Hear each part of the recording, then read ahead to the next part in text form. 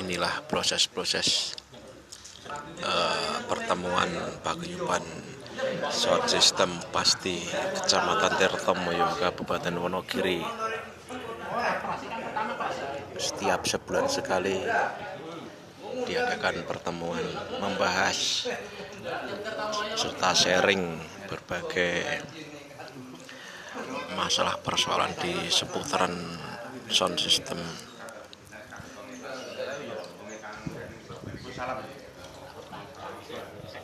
Solusi serta saran-saran dari masing-masing peserta juga dalam satu paguyuban sound system Pasti Kecamatan Tirtomoyo, Kabupaten Wonogiri.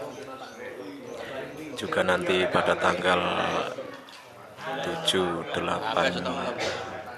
September akan diadakan parade sound di Kecamatan Tirtomoyo.